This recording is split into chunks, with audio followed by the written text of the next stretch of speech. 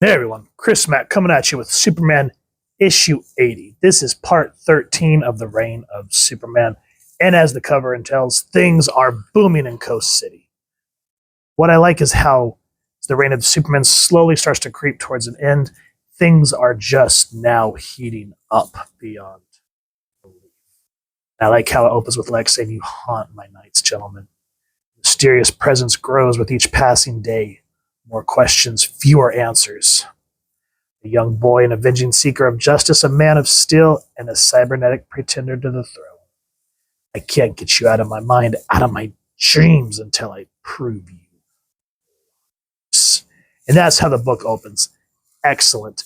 But Lex's attention is brought to what's happening in space, and he only gets a glimpse of Mongol's ship.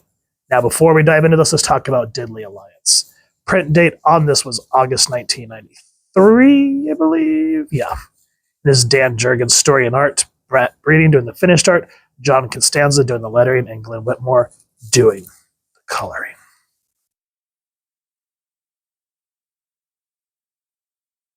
And I like, even though the Eradicator, he seems distant, but he still has that responsibility of Superman. And as he's trying to help here at Coast City, he says, "No reason you people should take the risk when I'm around." But they find out that there's an alien spacecraft heading, so he's like, let them come. If they're looking for peace, fine. If not, they'll regret the day I left Metropolis. And while that's happening, the same message goes on the report to the cyborg Superman, who is working with the U.S. government, and saying, "Hey, we have an incoming alien craft heading for Coast City. We don't have a lot of info about it because they took out our satellites." And then Mongol ascends upon Coast City, and they have these cluster bombs just blow out everywhere. And even the Eradicator says, "These globes, I'm not sure what they are, and they possibly can't be good." Now, I'm going to spoil this a little bit. So if you guys have never read The Death of Superman, A Funeral for a Friend, or The Reign of Superman, pause this, go get the books, and come back. And you're back. So we finally figure out the cyborg Superman. He says, "Admit it, imposter. You brought this ship here. That's preposterous. What proof do you have of such an accusation? You and the ship are in the same place at the same time. That's all the proof that I need." And he just straight up betrays the Eradicator. "You'll be blamed for the deaths of millions." And then right at this point, right when things are heating up between these two, Mongol says, "Ignite the bombs now." And in true action-packed Jurgen fashion, it sounds like a million thunderstorms all rolled into one. 77,000 explosives devices erupt as one. And the world is changed forever.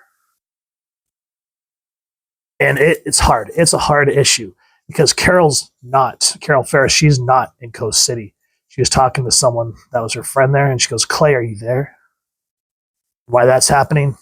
The Eradicator's asking why he's doing this.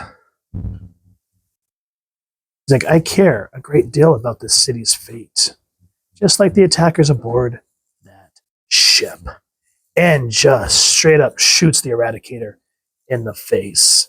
I couldn't appreciate the magnitude of this comic when I was a kid. I kind of dropped out. I was like, "Oh, this isn't Superman." But now that I'm older, I mean, look at this. Hal Jordan's home in 2 seconds. And then with that, the Eradicator becomes pure energy again. He says, "I got to get to the fortress." And so in this issue, we kind of figure out how the Eradicator came to be and how the Man of Steel was brought back to life. And in that same regard, we see the construction of Engine City in what was once Coast City. And the cyborg Superman, they're like, "White House, Superman, what's happening?" "I can barely hear you, White House. There's a lot of debris in the atmosphere. I did everything possible to prevent it, but Coast City's gone. Everything is gone." And so just all this subterfuge that the cyborg Superman is doing in this issue, holy macaroni. And in the midst of all this destruction, we see a metal construct rise from the Fortress of Solitude, hoping beyond hope that a miracle can happen. And as the book comes to a conclusion, Mongol has spoken that he follows someone called the Leader. And we find out who Mongol would possibly bow down to. This issue is heartbreaking and also very great, all in the same time. I know it's not the greatest words I could say, like, oh, this is spellbounding or astonishing. But Jurgens is doing a great job with the Superman book. This is him at his best, superest ever. And if you've enjoyed what you've seen, I really would appreciate it if you take a moment to hit like, share, and subscribe. Helps the channel more than you could possibly know. And if you've enjoyed what you've seen, please first and foremost support your local comic shop wherever you'd like to get your action figures and comics, and get the singles of each issue or the collected trade, the omnibus, however you can get your hands on this series. And if you don't mind hitting that fancy little super bell next to subscribe, that way as I get to upload content, you get notified. Come to the channel, and I love talking with you and hearing your thoughts and feedback down in the comments below or the socials, which I'll make sure to leave the links down in the description.